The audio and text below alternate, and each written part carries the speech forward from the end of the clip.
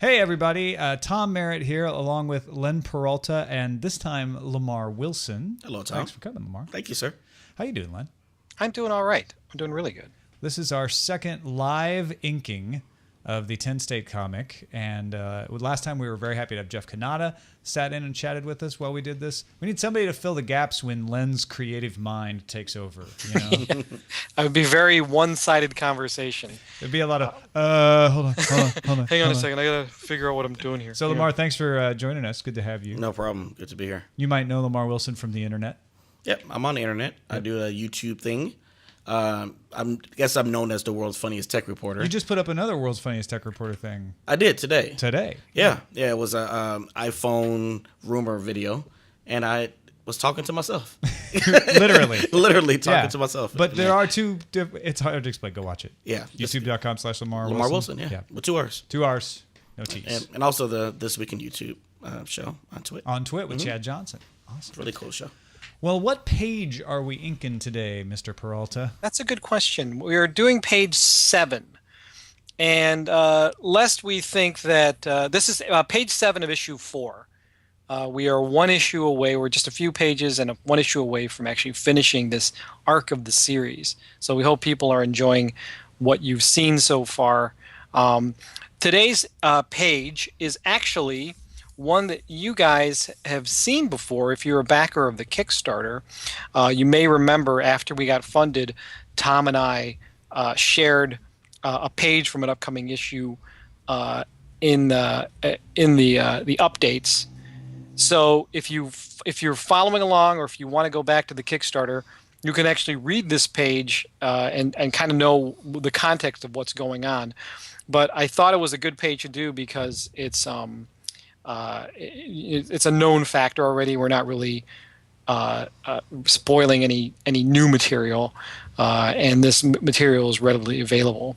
So this page, just as a synopsis, it happens at some point. That's a good question. In the future, Tom, or no, in the past? That's right. It's a flashback. It's a flashback. To the past, when producer Dan was meeting with his boss. Yes. To talk a little bit about the show, The 10. Yes. So there's a lot of action. It's funny, the last couple pages of issue 4 have a lot of action going on in them. A lot of content. The kids like action. Yeah, well, not even it's action, but it's also a lot of content. There's a lot of exposition and stuff like that. So these pages, the next couple pages, are going to be pretty intensive. But my hope as I ink this page is that I'm able to get this done probably in about a little over an hour. That's my guess. It's pretty relatively simple page still, so we'll see how well I do. So with that being said, what I'm going to do is I'm going to, if you can kind of see here, I have the penciled in page, and these are all digital pencils. For about a year now, I've worked 100% digitally, and what I'm going to do is I'm going to turn down this layer so it's a little bit more ghosty like. Sorry, layer. Lock it, and I'm going to start inking. So you guys can start. If you're in the chat room, you can ask questions, or we can sort of just shoot the crap, as they say. So take aim. So with these comics, do they read to you? Because like I'm used to the internet, which is things are like video. Like how does this work? You know, we have submitted it to Comixology, in which case you can get it on your tablet, and then it will move from pane to pane. But you will still have to use your eyes. Still got to read. So it's like a book, except in comic form. Hence the name. Okay. Comic book. Yeah, okay. I get it. I'm learning every day. So you've had a chance to see issue 1, right? I did. You took a glance at that. Yeah, it looks interesting, and I like the premise of this whole reality show thing. I will definitely be a reader, just because I like the premise. You'll learn to read and everything? I will learn to. Because I never have. I'll have you know, sir, I was an elementary school teacher. So. Were you really? Yeah, I was. Oh, wow. Okay. I wish I would have learned. It would have helped with the writing of the comic book so much. It doesn't really show. Yeah. I can't really tell that you can't read. I can write. I just can't. I can't read it It's back. pretty amazing. I have to get it right the first time. Yeah. So it looks like a little Han Solo jacket going on. Yeah, this Dan has this like a little Han Solo thing going on. I don't know why I gave him a vest. It just seemed like an interesting thing for a guy to wear. Who was a producer on the show. I don't understand. But it was funny. I was because Dan appeared in the first issue, and I was reading a lot of Axe Cop, and so Dan just by default ended up looking a little bit like Axe Cop. He's got like the dark shades on, and kind of as a sort of a homage to Axe Cop, but also I just figured that was sort of like a caricature of a producer, right? He's got the shades on all the time, and really cool and everything else. So that's kind of why that was done. And then the other thing I wanted to mention too is you had mentioned Comixology. Yeah. Hopefully we'll be on Comixology soon. I just wrote them again. So for people who are like, well, how am I able to get this? If I didn't back it, that's the question we're getting a lot is how am I able to get this? Well, it is on Comixology, and I did confirm just to make sure that we are still in queue. So they just have a lot of submissions, and that's kind of what I thought. Oh, so you got confirmation back from them? I did. Nice. Okay. You're still in queue. Because that was what I was worried about. Leave us alone. We're busy trying to read all these comics. Yes, your comic. Right. We know. You have a comic. Right. No, but... you and everybody else. But that's good coming up. Yeah, hopefully soon. So Go ahead. No, I was just going to ask, why are comics still popular from when we were kids? Yeah. I have nothing against it. I wonder what is it, just the nostalgia of it, or is just being able to see and read at the same time, or not have to imagine anything? Right. I mean, I guess it's sort of like audio only, like radio or podcasts are still around because sometimes the situation just calls for it, right? You don't want to have to sit there and look at a television. So you need something like when you're driving, etc. I think comic books kind of fill a niche where, for me anyway, I want to read a good story, but maybe I don't want to work as hard as a book where I have to imagine the whole thing. Sometimes I do. I'm not saying there's anything wrong with reading a real book. It makes your head hurt. But yeah, every once in a while you're like, I want something that like entertains my eyes a little more, and it's not all in my head. And so a good illustrator in a comic can bring that story alive a lot more. And yet you still get to do a lot with the same reason you like books, right? Is that you still get to interpret the story quite a bit yourself because it isn't a cartoon or a movie. That's my best. Yeah, you read the voices and the way you think they should sound, and that's why I would like them. Well, the other thing too is sometimes like the best comics. If you read some of the modern comics now that are out, they are so well illustrated that sometimes you forget that you're not looking at storyboards for an actual film. I mean, that's how good this stuff is. So I think comics today, more so than like the Silver Age and everything else, comics today I think feel very cinematic. There's a very cinematic feel, and I think that is on purpose because I think that's the way that people are used to storytelling is just through their movies and TV shows, and I think they've sort of adapted that in the comics a lot. So. Yeah, there's a certain element that you can tell visually that you just, no matter how good of a writer you are, that you just can't tell with words. And so the comics will let you express that, but still have that writing element to it, that poetry that exists in your mind. My first comic was a hardcover of the Fantastic Four. I was like 11 or 12. Like a trade thing? Yeah, it was just a hardcover. It's probably worth something. Wow. I lost it. Like hardback. Oh, yeah. Oh, that's too bad. Long time I lost almost all my comic books from when I was a kid too. Yeah. They weren't really allowed in the house. So I never really grew up with comic books. I did do the whole basketball card thing, but I never got into Why weren't comics they allowed till in later. the house? They pooped Mother. the rug or something. Yeah, they Comics messed were- up the They rug. weren't well behaved back in the days. No, well, my parents are really strict. A lot of, just as I couldn't watch certain TV shows, it was like they felt like a lot of them were graphic. Yeah, I was allowed to read comic books, but as a kid, it had to be like Donald Duck. Okay. Yeah, Pink Panther, right. That was Yeah, mine. yeah, Pink Panther too. And then when I got like 10, I think my parents would let me have Superman and like certain things, but I couldn't. I remember I couldn't even go to the comic book rack and Really? pick them out myself. Wow. I had to have my mom go with me. Is Archie considered a comic or a book? Because Oh, I read it's it. a- no, it's he's a- a comic. That's it's a okay, comic. so I had a fair amount of those. I They had a I lot would of read. Archie too. Okay. Well, because they always had those in the grocery store, right? Exactly, yeah. Like right at the checkout, so you could wave them in your parents' face. You'd be like, buy me this. Put it right there next to the bread before she know it. She bought it. Exactly. That's how I did with my baseball cards too. I was just grab them and put them on the thing. Yeah, Archie, Veronica, and all of those were my favorite. Mr. Weatherby Oh yeah, Mr. Weather. and Moose Moose. and Hated Midge. Moose. Oh man, one of my favorite comics. It's so ironic because I'm like, when I was growing up, I didn't really read a whole lot of comics like the way you'd think. Oh, like I read Spider-Man or I read Batman.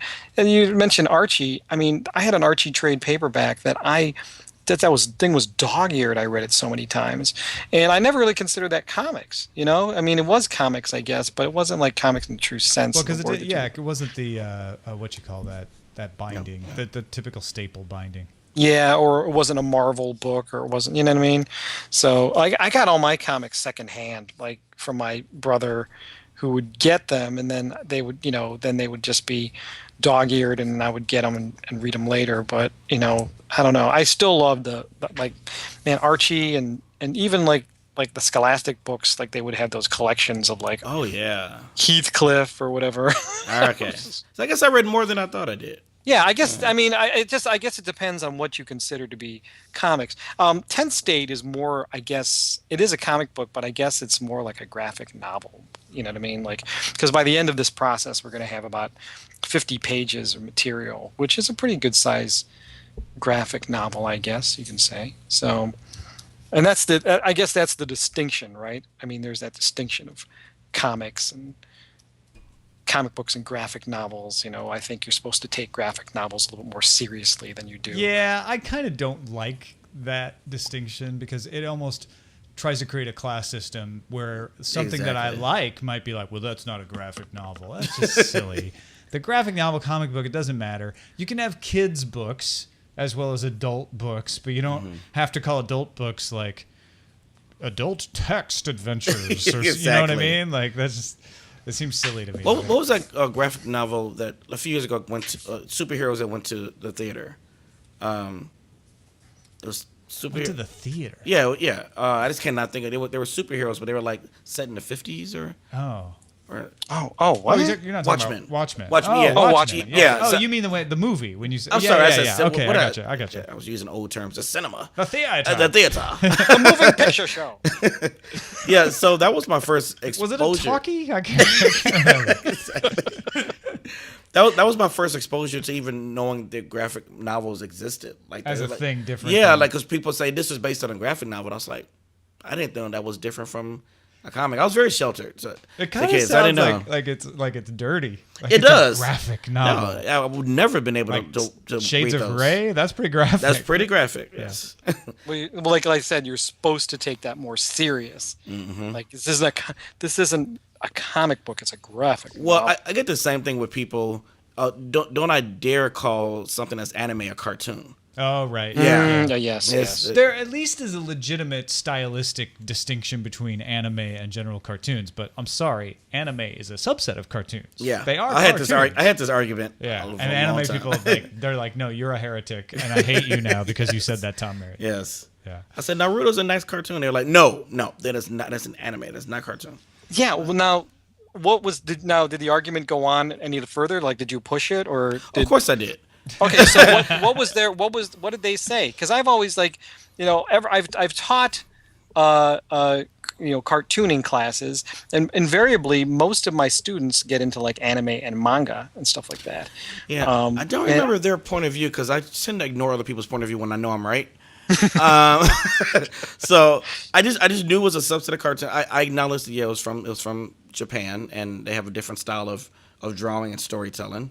But I said this is still a subset of a cartoon at the end of the day. Yeah. Family Guy is a cartoon, Sure, even The though it's for Simpsons adults. is a cartoon. Yeah.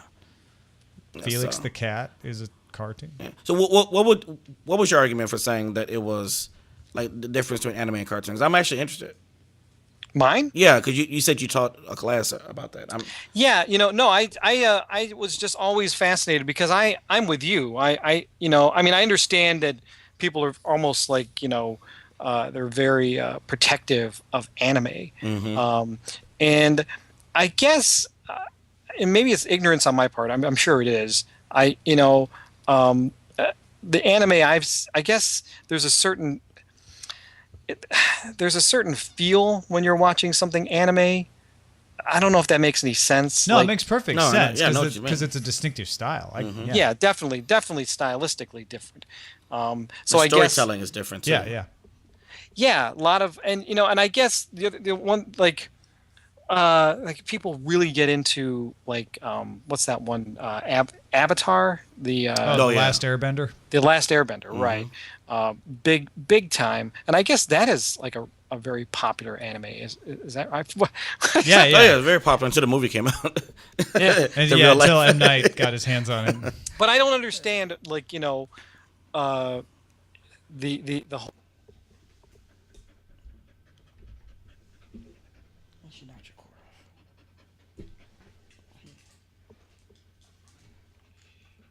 More dissolves than just straight animation. If you know what I'm saying? Yeah, I get you. I don't know. I don't really understand that. I guess that's just. I don't understand why they choose to do that, as opposed to. I just think it's a geek thing. Geeks. They get into their. It doesn't matter if it's tech, or comics, whatever. Once they have their thing they love, how dare you even try to call it something different? They will fight you to the death. Lamar, I haven't lived in Los Angeles as long as you have. Is that what a typical producer looks like? Yeah, and you have lived here longer, haven't you? I've lived here for 8 months. Oh, I moved here in January from San Francisco. Jane. Okay, so I have been here longer. So yeah, I have more experience than you. Yeah, do. yeah. So that is a Hollywood producer. they generally sweat like that. Yes. Have that hair though. Very wet hair. By 4 p.m. it's just drenched. Hence the derogatory term for producers, wet heads. The very 70s mustache, denoting certain types of movies that I won't go into. Where did you get the inspiration for that stash, man? Once again, it was. Is that Axe Cop stash? That is an Axe Cop thing, Yeah, okay. I'm telling you, it's funny. This is kind of interesting because when I first started working on TenState, like I said, I was reading a lot of Ethan Nicole and looking at his stuff, and I really, what I was trying to find was like a balance between like cartoon and realism, because I think that's my style. That's like so. And he does that line so well. Just the whole cartoony feel. So like the earlier issues, like issue 1 of TenState, and I talk about this like, oh, you remember early issue 1? But it was only a couple months ago. It was the 60s. Yeah, exactly. The golden age of TenState. The style is just so much different than what it is right now. And I think it's one of these things where like I am just influenced by whoever I'm reading at the time, which I don't know if that's the right way to go, but I've been reading a lot of like I just finished reading recently Mark Waid and Linnell Yu's Superman's Birthright. And I really, from that, I started really getting into Linnell Yu's work, he's just an incredible artist. He did this comic book called Superior, which was written by Mark Millar, and he's doing a lot of Mark Millar stuff. Mark Millar, of course, is the creator of Kick-Ass. what I really like about Linnell's style is that he's got this really it's really cool, realistic feel, but there's still that cartoony feel to it, but it's not as cartoony as Axe Cop. So I was really studying his work and kind of looking at it, how it was done, and that has kind of been influencing me as I've been working on the last part of TenState. But unfortunately, I didn't like you mentioned, like, oh, Dan, the producer, why does he look that way? And I think a lot of the only reason he looks that way is only because that's the way I drew him earlier. So trying to interpret him again, or change midstream essentially, didn't really feel right to me, or didn't feel like I should probably do that. That's what Dan looks like, right? You can't change it. Yeah, that's Dan. Yeah. Blame Now his mom. this particular panel, which is really funny, it's in the script we see a lot of the images of the different characters from TenState, headshots, if you will. So this is I'm probably not going to finish this tonight, but I have the concept art that I drew for TenState originally when we first started working on it. Oh, the ones we used for the posters in the Kickstarter. Yeah, exactly. And what I think I'm going to do is I'm going to do a little cheating and cut and paste and make it look like those are their headshots. Well, that may be cheating for you, but I think it's kind of a cool thing for those people who know the Kickstarter. They'll be like, oh yeah, those are I got that poster or whatever. Exactly. And it is a little bit of a shortcut, but it's I'm working on 2 different comics at the same time right now, and so anything I can do to sort of speed up the process, if I can, is really, really helpful. Do you just want me in issue 5? Should we just have a machine gunner come out and kill everybody? Yeah, for page 1. Yeah, that make it very easy. Yeah. It's interesting. I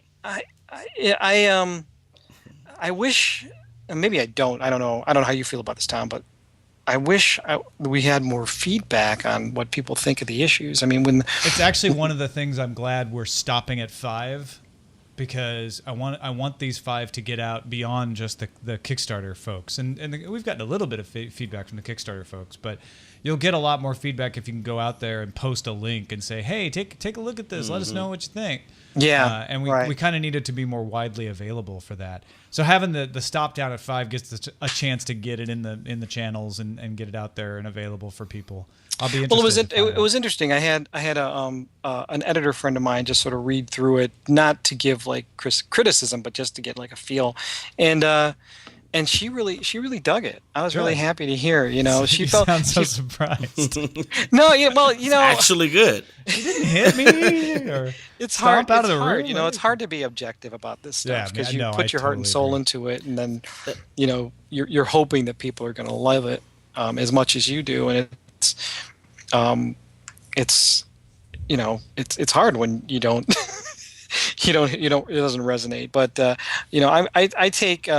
I take the silence as approval. Like people love it because because the internet, when they don't like something, they tend to be a lot louder than when they like something. That's true. So that's what I was going to ask. How do you all handle?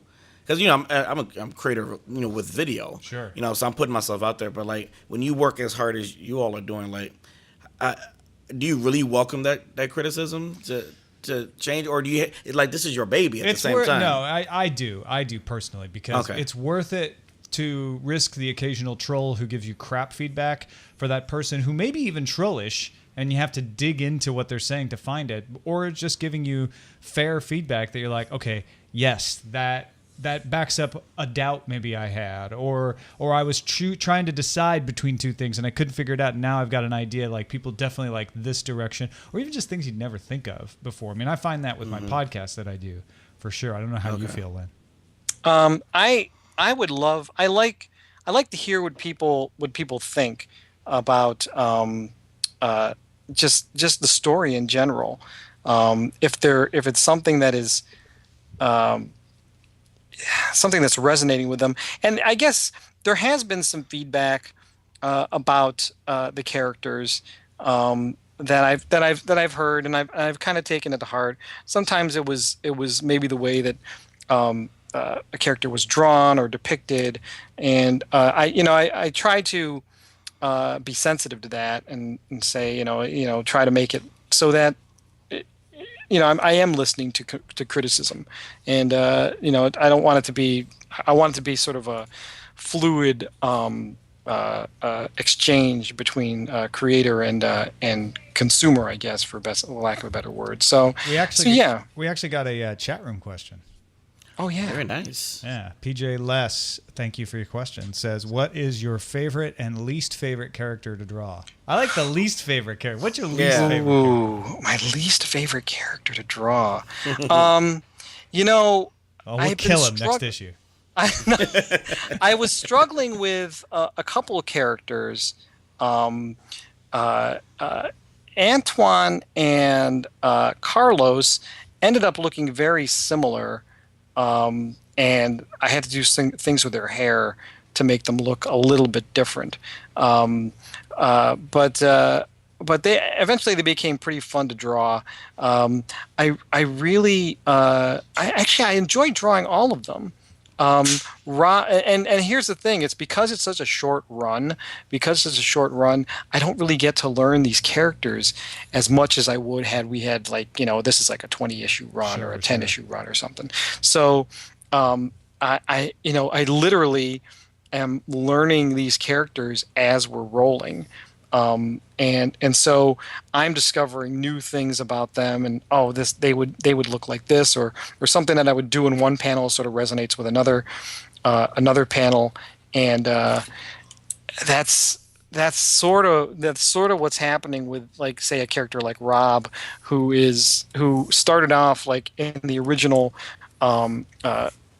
concept drawing as more kind of looked very mousy, mm-hmm. and I think because this issue 4 deals a lot with Rob, I've had to draw him a lot more than I had in previous issues. Well, and you start to learn a little more about what makes him tick too. Yeah, definitely. And it's certain things like that you'll write in the script that I'll pick up on and be like, oh, well, this is what this character's all about. This is kind of what makes him tick and makes him helps me understand him. So I'll pick up on that and try to bring that into the character. My favorite character to draw, I think, Sylvia. She was fun to draw, definitely, just because she was a hottie and she was, I love drawing beautiful women, right? But the easiest character to draw for me personally has been Heidi, because she's such a bright, cheery character, and she has like two moods. She has kind of like a shocked, oh my gosh, like hand on mouth sort of like, I can't believe this is happening to me. And then she has this kind of big, happy, kind of like a big puppy dog sort of feel to her. But I think I may have mentioned this before in either another interview or even this last inking session, where she actually is based on my sister-in-law. And so it's fun to draw characters that are based on people that you know, because then you have a little bit more a better understanding of their facial features. Would this, what does it look like when they do this and that kind of stuff. So she's really fun to draw, and I really enjoy drawing her. But to be honest with you, all of them, I love drawing them all. Abe is starting to be real fun to draw, and then in issue 2, Renee I had this really great revelation with him, and it was that character in particular just felt so real to me as I was drawing him, and I think I really enjoyed drawing him. So PJ, I hope that answered your question. Is Abe inspired by Abe Vigoda? Not really. He's just He kind of looks like Abe Vigoda. A little bit. He kind of changed too. These concept drawings. Yeah. These there's so much. I think they're just so much darker. Well, I think the stress of being in the dome and dealing with the uncertainty is changing them. Yeah, that's what it is. Good cover. And but that's the thing. Like, see, this is the most I've drawn Dan at all, because in Yeah, the you have to in on the this early page, earlier issues, he was just sort of like maybe in one panel, but now I'm drawing him a lot, and so you can kind of see even like his character is changing, and I don't know. There's something really cool going on with him now. So it's been an interesting process. I mean, I haven't drawn a whole lot of comics, to be honest with you, and so but over the past year and a half, worked on two. I'm working on two simultaneously. So it's been every day is like a new opportunity to do something cool and fun and exciting, and draw different characters and get to learn them and stuff like that. So it's been really a neat process. Just as an aside, I'm pull back here. You can kind of see I'm about halfway done with this page, and about a half an hour in.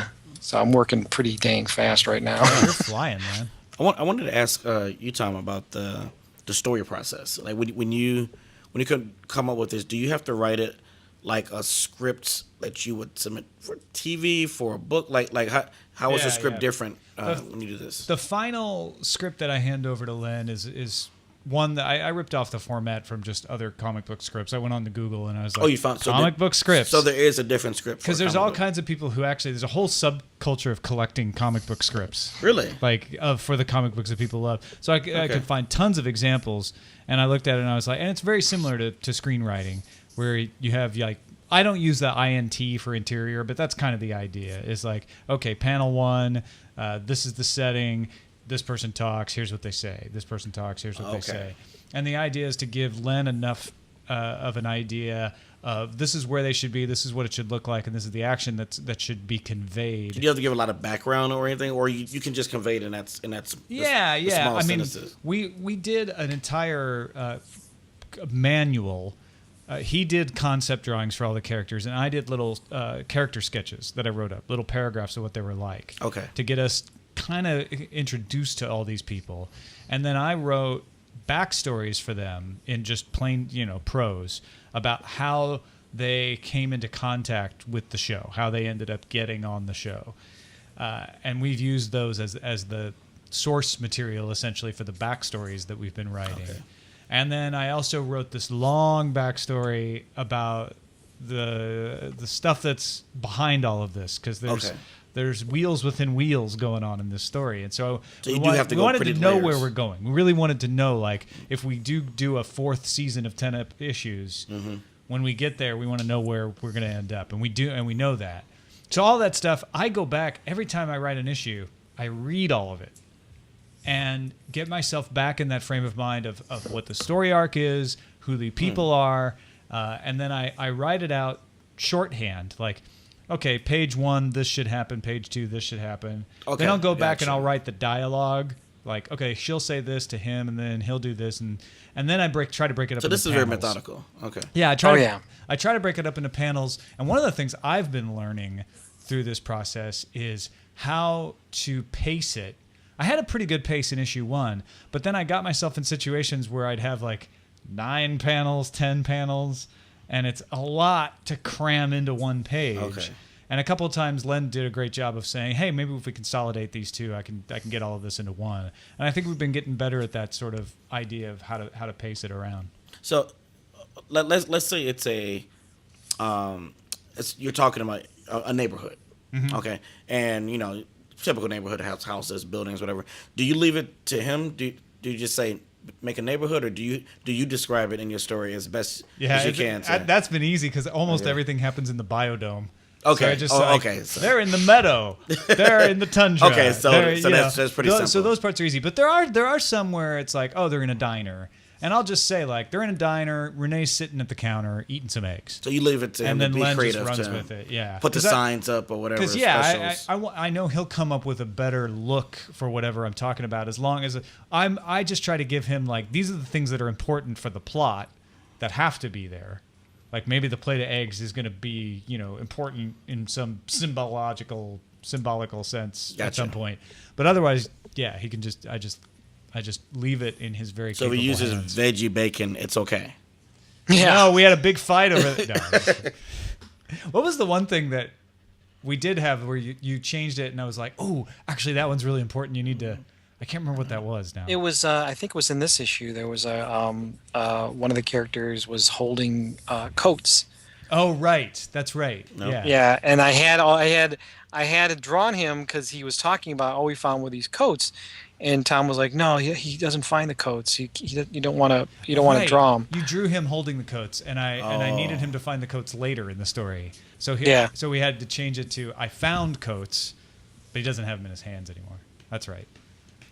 It's funny how that stuff, like, it's a trick to figure out, like, okay, these are the important things to make sure to include. Is it normally like this when you for typical comics where you have a writer and a separate illustrator? Yeah, I It think, is- yeah. it In is pretty fact, common. Len, as far as I know, it's like usually they have a writer and they have an inker and they have a letterer. Yes, And there are. sometimes there's two writers. Yes, there. Hmm. Unless you're super, super, super talented, you can't really do them all at once. And it's funny because Len's super talented.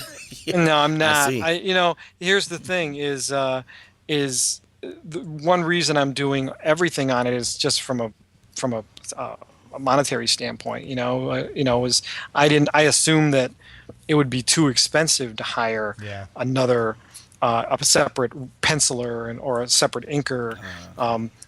To be honest, I didn't really even look into it because I thought, oh man, we just can't afford to do it, But when you're doing like normally, yeah, Tom's right. When you're working on a comic, there is a team of people that do everything.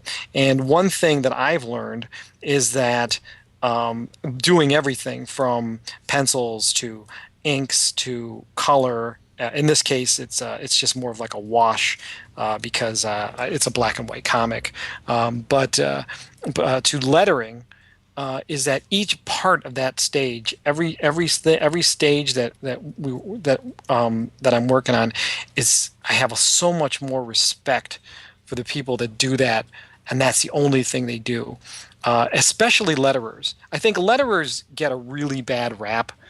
Because it's like, oh, you're just putting words down. You're just taking the words, you put them down, but not so. I mean, when I am lettering a page, so many times I feel like I should spend a day lettering this because I feel that's the way that is going to give the page. You kind of take for granted that the lettering just sort of is there, but when you actually are doing lettering for real and you're actually trying to make it look and convey the words in such a certain way, there's such a finesse to it that goes into it that sometimes I feel like I'm not doing enough, like I'm not spending enough time on the lettering. Because I have so much respect for letterers because they're what they do is so incredibly difficult, but it seems like it's the easiest thing to do because all you're doing is putting words on a page, but it really is pretty intense. And that's the one part that, like, if I were to hire somebody, I'd be hiring a letterer to help us out because. And this panel I just did here, I'm sorry. This panel I just did here is interesting because it's all in silhouette, which I love. I love it. Yeah. So Well, and cool. this is a good example of what a comic book can do so much more efficiently than a written book. You can have lots of lines of the executive stood silhouette against his desk with the cityscape behind him while Dan peered up, and it might get the sense of it across, and a really good writer can get the sense of it across, but this is just it pops. You immediately look and you're like, you see the drama, you see the intensity, you get the darkness. It's all right there. That's very true. You know what I want to ask? I don't know, it's not too off topic. Like, I see let's just use Superman as an example. So you have, a certain illustrator, a certain author, if you call them the author, the person who makes a story. But then you have like different other ones, there's a different series where different. Oh, right. Where you have people write different people write. Different people write different same. Or different people illustrate. Yeah. Then like they take turns, or it's that person's turn to do it. And I was just wondering how that process happens, and why not stick with the same people that because sometimes they make Superman bulkier. Right. They make them look darker. I think people like that, especially when you're talking about somebody like a Superman who's been done to death. Right? Superman's been around for 80, 90 years? 75. 75? Oh, that was in the 50s. No, it's 30s. 30s. Yeah. Yeah. Born here in Cleveland. Ooh. So Superman has been around. So first of all, your creators are dead. So you got right there. You got to find somebody else, right? Because they retire at some point. Yeah, that's true. And then I was around. That's right. And second of all, and then people start to get tired of the same old. So you rejuvenate interest by like, well, we're bringing in this other artist that you all know and love from this other series, and he's going to draw Superman. Now you're going to get to see how Superman looks when he draws him. And then you have somebody's we're going to tell an alternate story of Superman when he came to the Soviet Union instead of the United States, and you get Red Sun, and so you it's all part of like keeping it interesting, making it look different, trying out different artists, and I think once people had to do that and they realized the audiences react positively if you have the right people doing it. Okay. It became a thing of like, let's get Neil Gaiman to do this one. Let's get Joss Whedon to do it. So now you have names that people are going for. I want Neil Gaiman. I want to hear. Hey, he's right there in the book. Okay, that's really interesting. I was wondering, how they chose that or decided that. Yeah. Yeah, yeah, it's really exciting. Like when you have say someone like a Kevin Smith writing your book. Because it does, it's like it makes that character much more interesting. I feel like it's kind of a cool thing because I think like someone like Kevin Smith did Green Hornet, or he'll every once in a while he'll write a Batman story, which is just awesome. It's cool to read stuff from a writer or a creator that you really admire, and I think that kind of helps. And the illustrators too. Books. I mean, I'm naming all writers because that's who I'm most familiar with. But I know the illustrators get just as much excitement when somebody that's really really good and you love and is famous takes over a franchise. Oh yeah, especially if they're I mean that's the thing. Like I would mention Linnell Yu earlier. Now like I'm like looking for all the books that he illustrates because he is just. He's the artist I wish I was. Like you look at someone's work and you just sort of like, you just drown. And that's the sort of, that's sort of the feeling I get when I read one of his. Like I would look through one of his books. Jim Lee as well is like, of course, one of my favorite artists. And my favorite story about Jim Lee is that I have several versions of his collection Hush. Which he wrote for it's a great Batman story, and I cannot for the life of me get through it because the art is so immersive. I can't I'm spending time. You can't finish the story because you're just no, I can't. You say I can't get through it. It sounds like you just hate it, but I can't get through it because it's just so like. It's so beautiful, and I spend so much time just looking at the art, wanting to spend the time on the page and enjoying it that I don't like the story is so secondary to me. Like I don't even care. Like I'd rather just look at the art. That's interesting. Yeah, I feel like a cad sometimes when I read comics because I am focusing on the story and I'm reading the balloons and I'm like, I really should slow down. Yeah. I mean, I look at the art. It's not like I'm but you're getting to the story. Yeah. I'm like, I should slow down and appreciate what's going on and get the nuance because you do get more out of the story when you do that. Oh yeah, and that's part of the reason. Like we mentioned, Comixology earlier, is Comixology I felt was a great way to read comics. 100% agree. Because it allowed you to slow down. It did. It made me slow down. Yeah, and it focused on things that you probably it made you focus on parts of the story of the page that you wouldn't even have noticed. Like here's a word balloon that is talking about this event, and the event is so small or it's drawn so small or that what I sometimes feel is like some comic book pages are drawn so beautifully, and you take it all in, and you're like, it's almost too much. It's overwhelming. So I think Comixology, reading comics digitally, in a lot of ways, it helps. It helps the story. It helps you kind of get into the story. It helps you really concentrate on the parts of the story that the creators wanted you to focus on. So that's I love that. I think There's that's hints in there too. There's secrets. There's tip-offs. There's foreshadowing. All Absolutely. kinds of things happen in the background. Sometimes just Easter eggs, you know. How good does it look at a 7-inch tablet?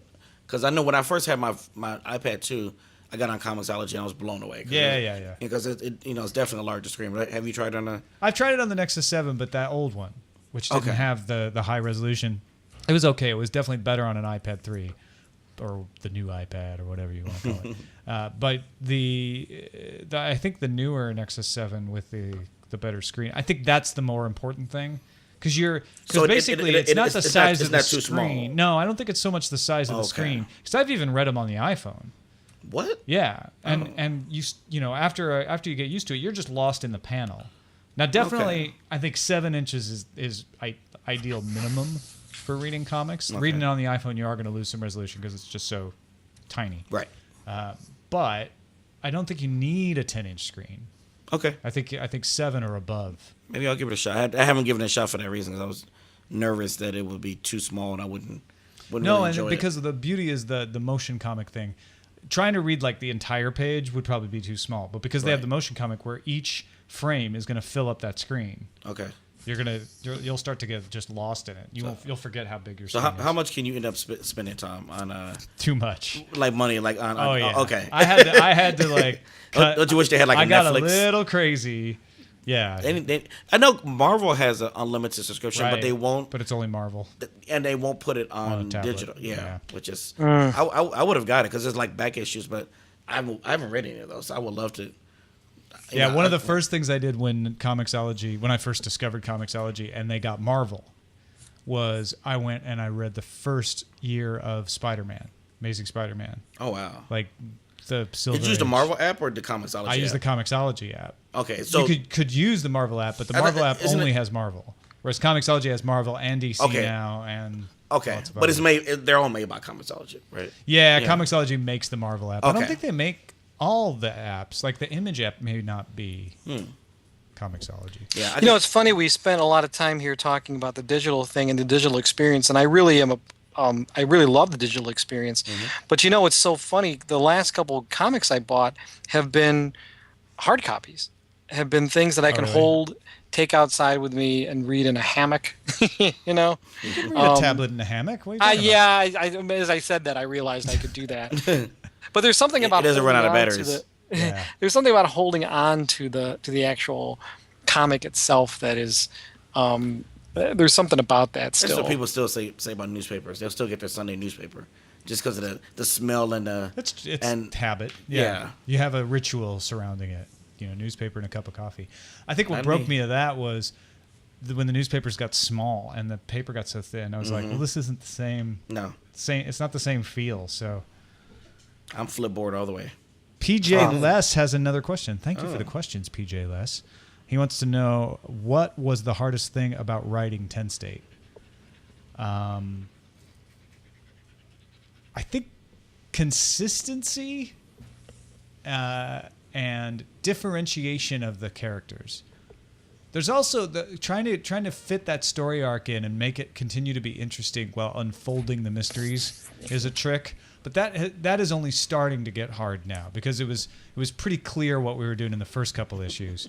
But making sure that all those 10 characters had different voices. Same way that you were talking, Len, about trying to figure out what they look like and kind of experimenting as we go with who are these people and how should I draw them is the same thing about how do they talk? What does Rob say versus the way Abe talks? And they're all from different parts of the country. And how do I make it sound like they're from that part of the country, but not sound like some kind of caricature that's drawn out of a Saturday Night Live sketch or Right. something, right? So that I think is probably the toughest thing is finding the voice of those characters.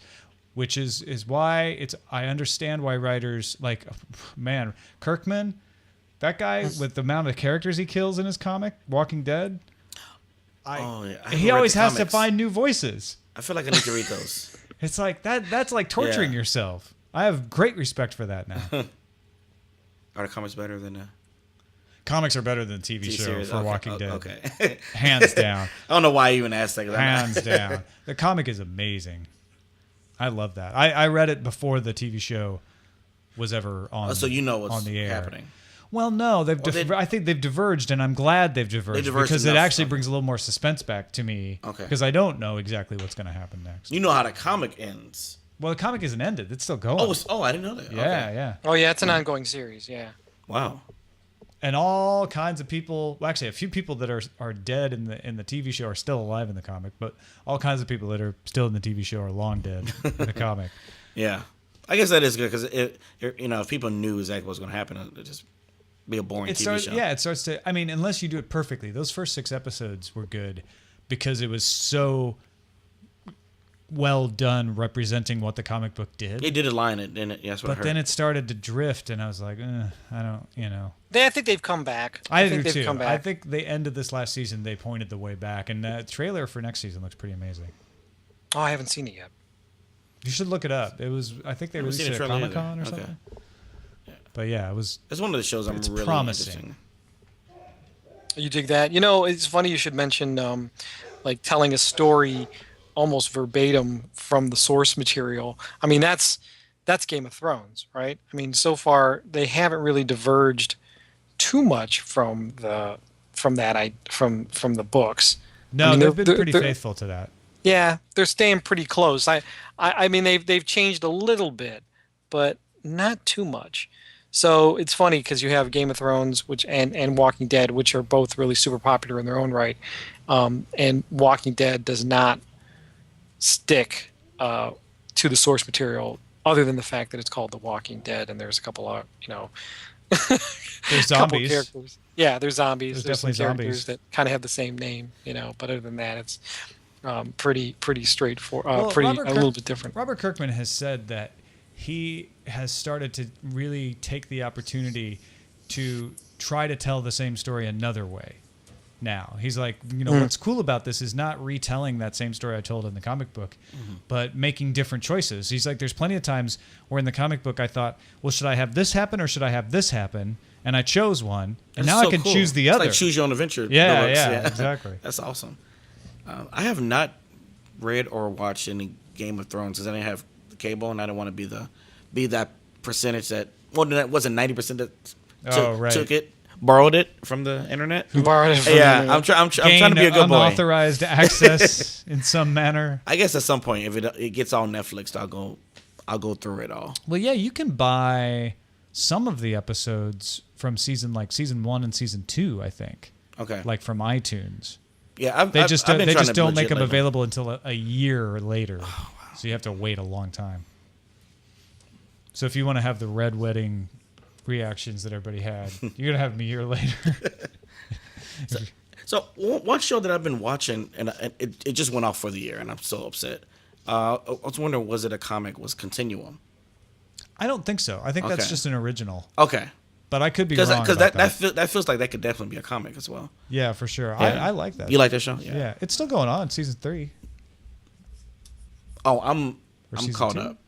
Huh? Is that on Sci-Fi? Yeah, it's I've seen all of them. It's every Friday, so there's new episodes coming out right now. Oh, well, I've seen all of them. Don't ask now. Yeah.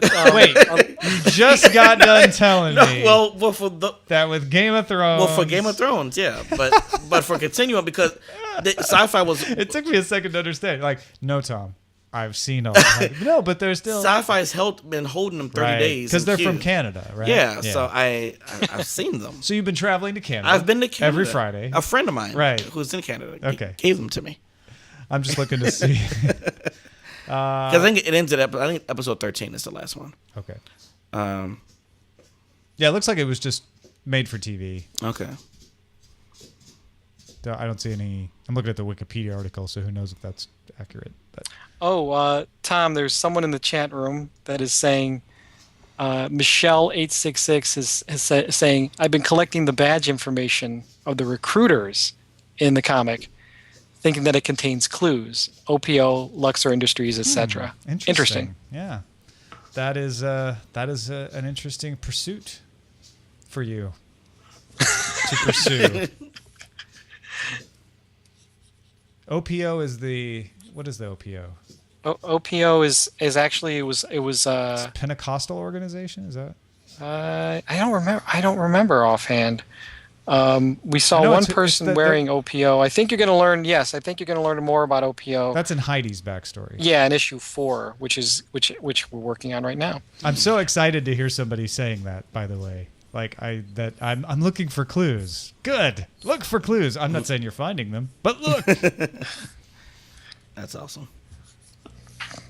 We're on the last panel here, hopefully, and like we did last time on the live ink.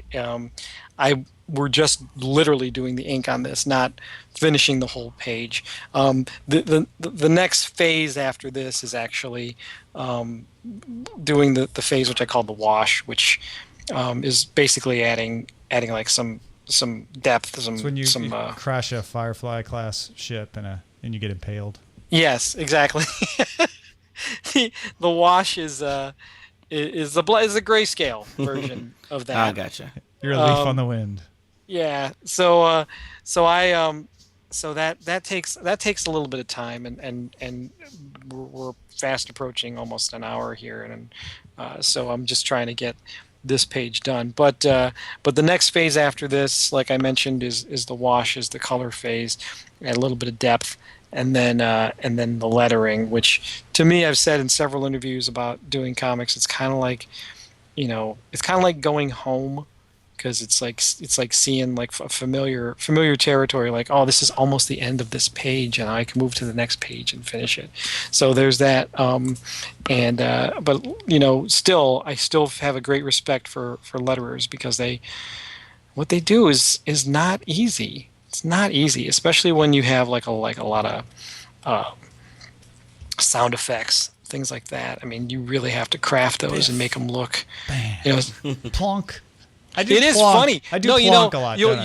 I've had this, I think, too, in a couple episodes, a couple pages of TenState, where it's not a whole lot of dialogue that you've written, but there is a couple of sound effects, and I'm thinking, that'll be easy, and that invariably takes me the longest time. Really? Oh wow. Yeah, it does, because you want it to kind of, it's an artistic piece, right? You know what I mean? People are going to have to be looking. Yeah, it's not just a piece of dialogue. It's something that's going to help tell the story or set a mood or something, and invariably when I'm doing the sound effects, creating a sound effect lettering, it takes me a while to do, because I want to make sure that looks cohesive with the page, and about a punch to the face, like how would that? Yeah, like a thwack, right? You want it to say thwack or bamf or something. Bamf. Sounds like some sort of, like, I don't know, industry organization. Well, Banff is an internet term. Well, that actually literally is one. Yeah, I didn't mean Banff. Now it doesn't sound like that at all to me. OPO stands for Organization for Pentecostal Outreach. OPO. Oh. Just so you know. It's a little tip for the insiders. Yeah, and then there was something else too. Oh, that's the other thing too. You'll have these quote unquote clues, right, of in the story, and whenever you write up like a different organization, I'm like, oh man, I got to come up with a logo for them, and that takes time too. Yeah, I know. Because I'm like, what do we got to do to make it look, have a little bit of resonance and I make feel it bad too, but I'm going to keep doing that, because we can't have all the logos be meaningful, if you know what I mean, right? Yeah. Otherwise, right. It becomes obvious. So we need to keep littering it with some just like, oh, that's just a thing. And I can legitimately say that I don't know which ones are going to mean something and which ones aren't going to mean anything. You can find out. You have access to that doc. I know, but I don't want to spoil it for myself. yourself. that is I want interesting. to learn like everybody else. And that's a really good question, right? Because you need to know what's going to happen in order to draw it right. So because you need to know where it's going to fit in later. But at the same time, there's a certain level that you don't want to know, or else you might tip your hand and give something away. I mean, that's true for the drawing or the That is writing. interesting. Yeah. Because I do go back and I read all of our background materials before I write, because I want to make sure I have it in my head, not to introduce some sort of inconsistency, which we already had one that we had to deal with, where we made sure we made a big deal of how they all had to have their mics on, because that's how they would communicate once the show started. Okay. And they would have their earpieces in, and that's how they'd hear. And then for some reason, I had the producer and the intern start talking to him over the intercom in the dome. Oh, versus just talking in that. And then I went back and after we redid issue 1 after the Kickstarter, I went back and I was like, oh, that's stupid. Why do we make such a big deal about the earpieces if we're just going to talk to him over the intercom? So something real small. Okay, yeah, that's very minor. Yeah, there was and it's funny though, because I have on the last page, Dan is he's on the phone. On the last page, it's Drew for issue 4. Dan's on the phone, but he has an earpiece in. So he's actually talking to them over the phone through an earpiece. Like it's like a little nod. Earpiece thing. Yeah. And then there's the giraffes. The giraffes. That's just, I don't know. That caught some people's fancy when we put it out in the teaser version of the comic, so. Yeah. We should make TenState giraffes. I believe that this Plushies. entire thing is being operated by intelligent alien giraffes. Uh-huh. Now we know. I may have given too much away. All right, so weird question. Sure. Since this is funded, would you ever have what's this guy's name? Dan. Would you ever have Dan sitting there with a can of Pepsi? How much you got, Pepsi? just happens to be on a desk. I don't know. How do you feel about that, Len? Because you'd have to draw it. Well, if sponsor, if I never heard of Pepsi that. If they wanted to sponsor part of it, then so be it. That'd be cool.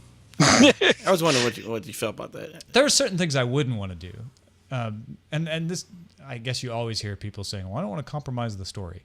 And when you see those Watch product Twit placement on Friday, like, did you ever watch Eureka? Yeah. Okay. Of course. Do you remember that one really awkward scene where they go out and Joe's like, "But I've got a new cop car. It's the new Hyundai Elantra," or whatever it was. They did it quite a bit. Well, they did it with phones too. They got better about it. Yeah. It wasn't quite so obvious, but the first couple of times they did it, it was like took you right out of the story. I wouldn't want to do anything like Dan says, like, "Hold on, I've got an upset stomach and need to take a Pepto-Bismol," like with no motivation whatsoever. Well, that's the other thing too. Smallville did that, It would have to be the right thing because they exist on this fake television network, which you would think is funded by real sponsor dollars. Yeah. Sure. But so there actually is some nice opportunities there where you could have product placement that is in the universe supposed to be product placement. Okay. yeah, but then you have to think, well, how much of the universe do we want? You know what I mean? Like how much of this is the real world as opposed to just it's just a fake world that we've created, that we've constructed. You know, I guess it would have to depend on the case, obviously, but products lying around that aren't out of place.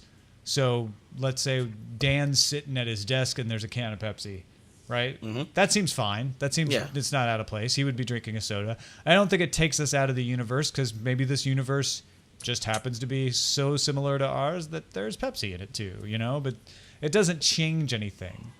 Whereas, I don't know, some of these logos, if all of a sudden the executive that he's talking to has a DuPont logo on something, and you're like, well, wait a minute, is this whole thing being run by a chemical company? Yeah, it doesn't have any purpose. And I'm like, no, it actually isn't. That's going to lead you astray. That would Mm-hmm. Well, it looks as if we're pretty close to finishing the inks on page 7 of TenState. Wow. So if you kind of see, Page 7, if you issue 4. wanted to know what the words are, in this, I don't know how close it stayed to the original. Did you change it at all, Tom? No, Was this... I made some minor grammatical changes and just tidied up a little, but no, I didn't change anything serious. Yeah, so if you wanted to actually see what what the dialogue for this is before it actually hits the newsstands, if you will, you can actually go, if you're a backer of the Kickstarter, you can go to the updates and you can take a look at this page. It actually is. We have a page number in an issue. It's issue 4, page 7. It stayed page 7 too, huh? Well, I don't even know. I don't know if it did or not. I don't think we ever had like a. Oh, we didn't. We just said it's a page. You're right. Right. So these are the inks. What's going to happen next after, like, probably tomorrow? Put the color on it on the third panel, add the images of the cast members, and then put the words on top. And that's a finished page. This was fascinating. Like, just I can't even draw stickman well. I know. So just seeing you do this is unbelievable, and to keep the consistency of his face throughout, Yeah. like you have to remember what he looks like, or at least have a reference, and that's amazing. You drew him what, 5 times there? Yeah, it was Wow. like 4 or 5 times. It's kind 5 of has the times same plus look. 1 silhouette. Yeah. Yes, Wow. and a silhouette. And this is something very special for viewers, and I guess we'll kind of show this here. I will show you another page I just penciled for my other comic, which is called Superpowered Revenge Christmas, which is I'm drawing it with Bill Corbett. These are pencils I did this afternoon. So this is my next thing that I'm working on. So that's something very special for everybody that showed up in the chat room and was watching this, sat through an hour of this, logged through it. They get to see another bit of penciling on another comic that I'm working on. And this page I'm actually very proud of. That is amazing. And you don't do any by hand first. This is all digital for you. This is all digital. Wow. Yeah, this is all digital. amazing. But I really dig this character's face. That is just, I love it. Yeah. Every time I Yeah. see the stuff you're doing for Corbett, it just blows me away how distinctive it is. It's still you drawing it. You can tell it's Len Peralta, but it doesn't. It's not like, oh, this is just the same people as TenState, but in different clothes. It's a totally different feel. It's impressive. It is a totally different feel. And you know what else is kind of interesting is that no one's really seen the entire comic yet. And I'm going to take this off so Bill doesn't get mad at me for showing that too much. but what's interesting about that too is I've been working on that for over a year now, and those characters have metamorphosized in so many different ways. It's just so. I mean, really is influenced by the different comic artists I'm looking at, and I see it. I don't know if it's going to be evident to people who are going to be reading the book, but I see it, and I see the influences that are coming in from all different walks of art and things like that, and so it's really interesting, and it's interesting to work. It's interesting to balance these two comics together against one another, because TenState is so just thematically different than Superpowered Revenge Christmas. So it is very it's interesting to balance it for me to see if I can make it work, and so we'll see what happens. Well, thanks everybody for watching. Whether it's live or whether you're watching the archived version later, I wish we had a direct place for you to go to purchase these if you're not a Kickstarter backer. But if you're a Kickstarter backer, you get them. Yeah, soon. Yeah, keep an eye out. Keep watching Jawbone Radio on Twitter or Ace Detect on Twitter. Oh, it's Len Peralta on Twitter, actually. Oh, it's Len Peralta. Oh, right. I just that was in my mind because Jawbone Radio just returned. Yes. I was just listening to that episode. So yeah, Len Peralta. Tom Merritt on Twitter works too, but that's not the main one that I use, and so you'll need to follow the other one. Anyway, Lamar Wilson is at youtube.com/Lamar Wilson. Yay, Yeah, Lamar. thanks for having me. This is fascinating. I want to come back again. Yeah, thanks for doing this. Thank you That so was great. much. Yeah, appreciate you helping us along. Otherwise, we would have been here 5 hours. Oh, please. With me telling stories about. I wasn't even funny. going I'm to supposed to computer be a camp. funny reporter. I didn't say one funny thing. Thanks, everybody. And we're going to stop the recording now, but we'll keep streaming for a short period of time if you're live. See you later. See ya. Oh, that was awesome.